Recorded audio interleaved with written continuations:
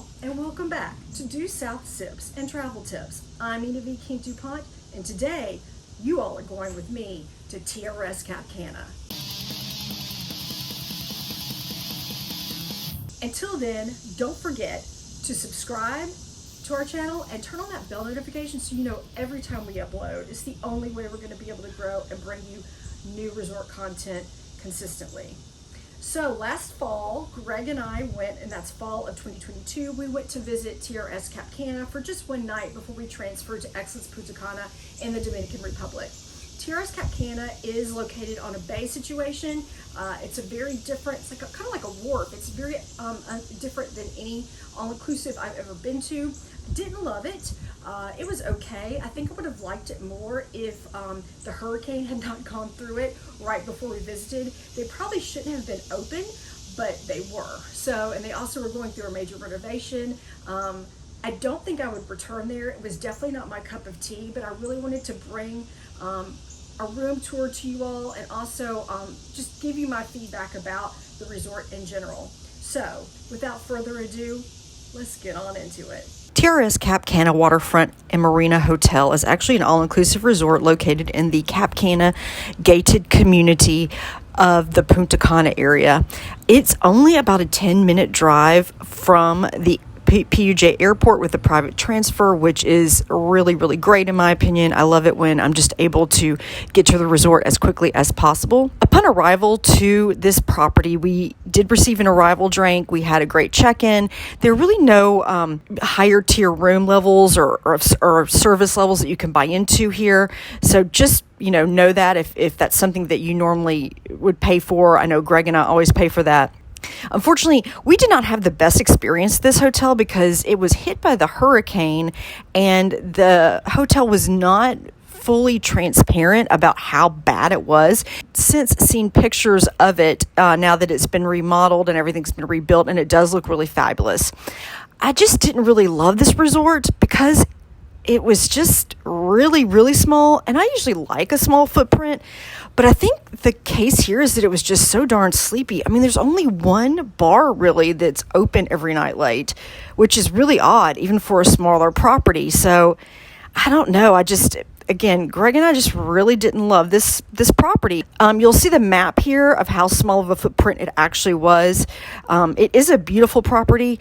It's on a marina, though. There's just no beach to speak of. Like, they try to put some loungers out there, but it's even less of a beach than you might see at Couples Tower Isle. So you'll also need to be aware of that. There is a service that will transport you to a beach near the resort, and once you get there, I know you have to pay for food and drink, but that kind of stinks because you're already paying for an all-inclusive. So anyway, that's just our 2 cents. The restaurants were okay. We only were there that one night, so obviously we really didn't eat at a lot of the restaurants. Helios is the one that's located right on the beach. It looks super cool. It was closed when we were there. I would have loved to eat there.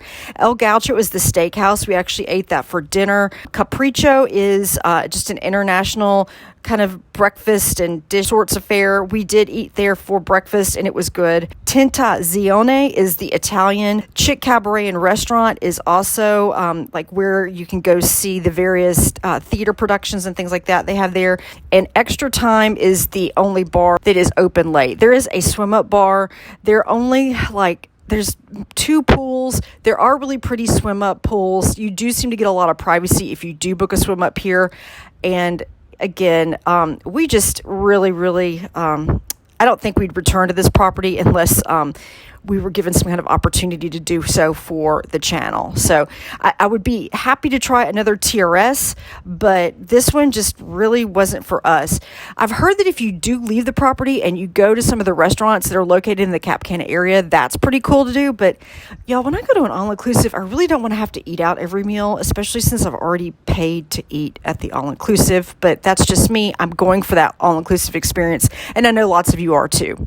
So time for a room tour. We did stay in the lowest end room at this resort. It was the Junior Suite Marina View. I thought the room was great. For the money that we paid, I was very happy with the room. I don't necessarily think it even needs a refurb or anything like that.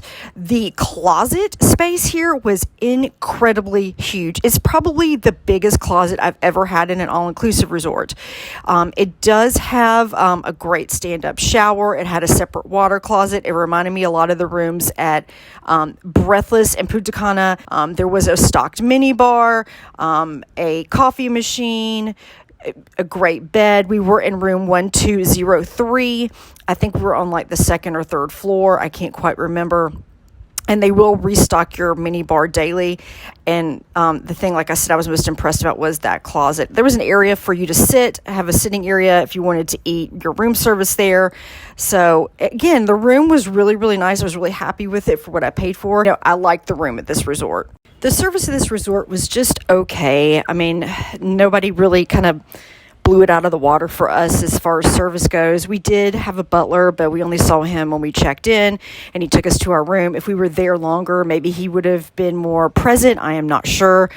The bartender at Extra Time was great. He was very attentive. However, the pool bar, it was difficult for us to get a drink.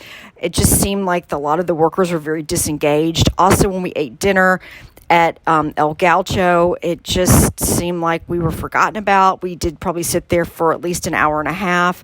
Just not the best experience service-wise that we've had in the Dominican Republic. So I do have a quick update for you all. Kelly Tours is no longer accepting customers. I had heard, even on my YouTube channel, and I felt terrible, and in the resort groups, I used to recommend them all the time, but they have stopped.